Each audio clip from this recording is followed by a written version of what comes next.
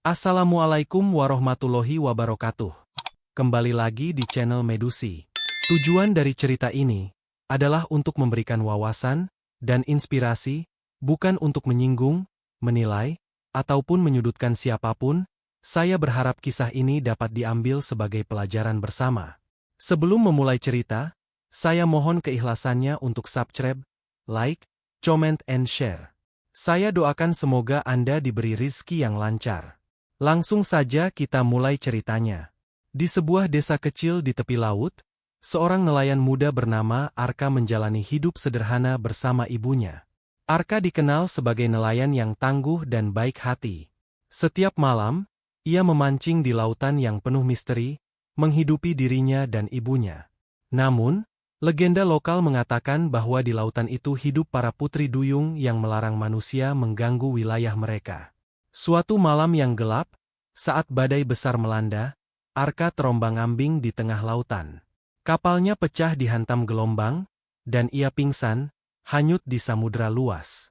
Arka tersadar di sebuah pantai terpencil. Di hadapannya, seorang gadis cantik dengan rambut panjang kehijauan dan kulit seputih mutiara menatapnya dengan mata penuh rasa ingin tahu. Gadis itu adalah Naira, seorang putri duyung yang telah melanggar aturan kerajaannya untuk menyelamatkan manusia dari kematian. Naira membawa Arka ke pantai setelah melihat keberanian lelaki itu melawan badai. Meski awalnya takut, Arka merasa ada kehangatan dalam sikap Naira. Mereka mulai berbicara, berbagi kisah hidup masing-masing. Naira kagum pada kerja keras dan keberanian Arka, sementara Arka terpesona oleh dunia bawah laut yang diceritakan Naira. Arka dan Naira terus bertemu di tempat rahasia mereka. Setiap malam, Naira muncul di tepi pantai, membawa cerita dari lautan, sementara Arka membawa kerang, ikan, dan hadiah kecil untuk Naira. Perlahan, persahabatan mereka tumbuh menjadi cinta. Namun, hubungan ini tak berjalan mulus. Sang Ratu Laut, Ibu Naira, mencium keberadaan hubungan ini dan menganggapnya sebagai pengkhianatan. Sang Ratu memerintahkan pasukannya untuk menyeret Naira kembali ke kerajaan bawah laut. Arka mulai merasakan kehadiran bahaya. Suatu malam, saat ia kembali ke tempat biasa mereka bertemu, Naira tidak muncul. Ia merasa kehilangan dan putus asa. Di bawah laut, Naira dijatuhi hukuman untuk tidak pernah kembali ke permukaan. Namun, Naira yang keras kepala memutuskan untuk melawan takdirnya. Dengan bantuan sahabatnya, seekor lumba-lumba bernama Lano, ia kembali ke permukaan untuk memperingatkan Arka. Sang Ratu marah besar dan memutuskan untuk menghukum Arka juga, menyuruh gelombang besar menghancurkan desanya. Saat gelombang besar mendekati desa, Naira membuat keputusan besar. Ia meminta izin kepada Sang Ratu untuk memberikan separuh kekuatannya demi menyelamatkan desa dan Arka. Sebagai gantinya, Naira harus kehilangan ekornya dan hidup sebagai manusia, meninggalkan dunianya untuk selamanya. Dengan kekuatan ajaib, Naira menenangkan laut, dan badai pun reda. Desa Arka selamat, namun Naira jatuh tak berdaya di pantai, kehilangan ekornya dan menjadi manusia. Setelah mengorbankan ekornya dan menjadi manusia, Naira menikah dengan Arka dalam sebuah upacara sederhana di tepi pantai, di mana desiran ombak menjadi saksi janji suci mereka. Penduduk desa yang awalnya memandang Naira dengan curiga akhirnya menerima kehadirannya setelah melihat cinta sejatinya kepada Arka. Kehidupan pasangan ini penuh dengan kebahagiaan sederhana, bekerja bersama dan menikmati keindahan desa tepi laut. Tak lama setelah pernikahan mereka, Naira mengandung seorang anak. Namun, kehamilan ini membawa kekhawatiran.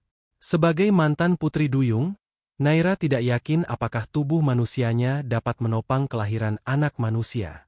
Saat bulan purnama bersinar terang, bayi mereka lahir di rumah sederhana yang penuh kehangatan cinta. Bayi perempuan itu diberi nama Kirana, yang berarti cahaya.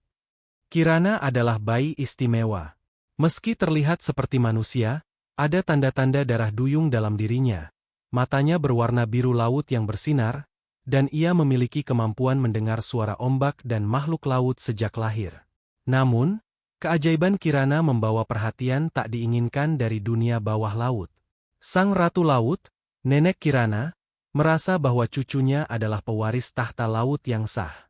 Ia mulai memata-matai Kirana dan berniat membawanya kembali ke laut untuk mendidiknya sebagai penguasa lautan. Ketika Kirana mulai tumbuh besar, kemampuan istimewanya menjadi lebih jelas. Ia dapat berbicara dengan ikan, memahami gelombang laut, dan bahkan memanggil lumba-lumba untuk bermain bersamanya. Suatu malam, saat Kirana bermain di pantai, makhluk laut yang dikirim sang ratu mencoba membawanya pergi. Arka dan Naira segera menyadari ancaman ini. Untuk melindungi putrinya, Naira menemui sang ratu dan memohon agar Kirana dibiarkan hidup di daratan. Namun, sang ratu memberikan ultimatum. Kirana harus memilih antara hidup di daratan bersama orang tuanya atau menjadi putri laut dan mewarisi tahta kerajaan bawah laut. Kirana, yang masih berusia kecil, terjebak dalam dilema besar. Namun, meski usianya muda, ia memiliki kebijaksanaan luar biasa. Ia meminta waktu untuk memahami kedua dunia. Dengan bantuan ibunya, Naira, dan ayahnya, Arka, Kirana memulai perjalanan untuk menjelajahi dunia bawah laut. Di kerajaan laut, Kirana terpesona oleh keindahan koral, ikan-ikan warna-warni, dan kedamaian biru yang abadi. Namun, ia merasa jauh dari cinta dan kehangatan yang ia dapatkan di darat. Ia rindu pada ayahnya, desa kecil mereka, dan suara tawa manusia yang sederhana. Kirana akhirnya membuat pilihan. Ia ingin hidup sebagai manusia. Namun, ia berjanji pada sang ratu untuk menjaga hubungan antara dua dunia, menjadi jembatan yang menyatukan lautan dan daratan. Pilihan Kirana diterima oleh sang ratu, meskipun dengan berat hati. Sebagai tanda restu, sang ratu memberinya kalung mutiara ajaib yang akan melindunginya dari bahaya laut, dan mengingatkannya akan asal-usulnya. Kirana tumbuh menjadi gadis yang kuat dan bijaksana, mewarisi keberanian ayahnya dan keajaiban ibunya. Arka, Naira, dan Kirana hidup bahagia di desa kecil mereka. Kirana sering menjadi pemandu nelayan desa untuk menjaga ekosistem laut tetap seimbang, sebuah simbol persatuan dua dunia yang sebelumnya terpisah. Legenda keluarga mereka menjadi inspirasi bagi penduduk desa untuk hidup berdampingan dengan alam, mengajarkan bahwa cinta dan pengertian bisa menyatukan apa yang tampaknya tidak mungkin. Pada suatu malam ketika bulan purnama bersinar terang, Kirana tertidur di kamarnya yang menghadap ke pantai. Dalam mimpinya, ia mendengar suara lembut memanggil namanya. Suara itu berasal dari sang ratu laut, neneknya, yang muncul dalam wujud cahaya biru yang berkilauan. Sang ratu berbicara penuh kasih. Kirana, darah laut mengalir dalam dirimu. Kau adalah bagian dari kedua dunia ini, tetapi panggilan laut tak bisa diabaikan. Datanglah ke tempatku, dan kau akan mengetahui kebenaran tentang dirimu. Ketika terbangun, Kirana merasa dorongan kuat untuk menuju pantai. Dengan hati yang berdebar, ia mengikuti intuisi itu. Di pantai, gelombang terlihat lebih besar dari biasanya, seolah-olah lautan sedang menunggu Kirana. Ia mendengar suara-suara yang hanya bisa dimengerti oleh hatinya, memanggilnya untuk melangkah ke air. Meski ragu-ragu, Kirana mencelupkan kakinya ke air laut, dan sebuah keajaiban terjadi.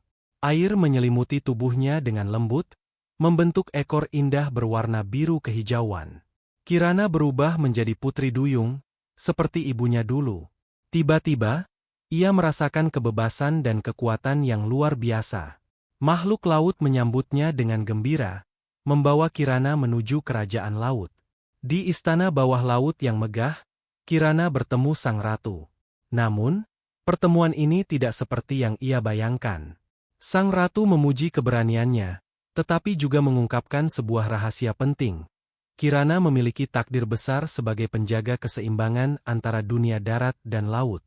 Darah manusia dan putri duyung dalam dirinya membuatnya unik, dan ia bisa menjadi jembatan bagi kedua dunia. Kirana, kau adalah masa depan kita. Dunia laut dan daratan semakin terpisah. Kehadiranmu bisa membawa mereka lebih dekat.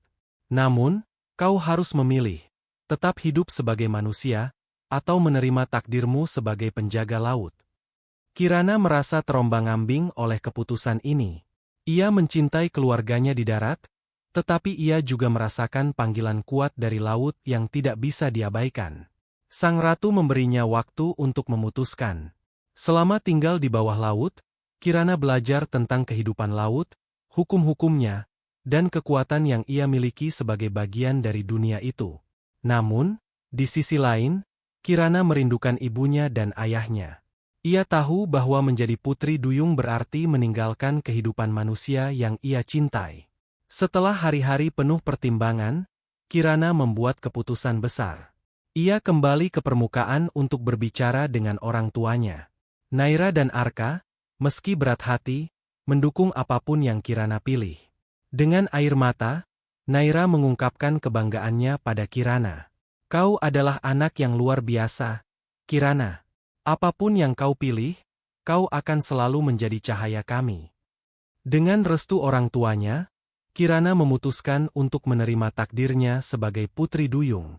Namun, ia meminta satu hal kepada sang ratu. Ia ingin tetap bisa mengunjungi daratan dan keluarganya, menjaga hubungan dengan kedua dunia. Sang ratu menyetujui permintaan Kirana. Ia memberikan Kirana sebuah mutiara ajaib yang memungkinkan dirinya berubah menjadi manusia kapan saja ia menginginkannya. Kirana pun menjadi putri duyung sepenuhnya, tetapi dengan kemampuan unik untuk melintasi dua dunia. Ia mulai menjalani peran barunya sebagai penjaga laut, melindungi ekosistem dan menjaga keseimbangan antara manusia dan makhluk laut. Di sisi lain, Kirana tetap mengunjungi keluarganya di daratan. Ia membawa cerita dari laut kepada ayahnya, Arka, dan membantu ibunya, Naira, memahami dunia yang pernah ia tinggalkan. Kirana hidup bahagia sebagai jembatan dua dunia, melindungi dan menyatukan mereka dengan cinta dan kebijaksanaan.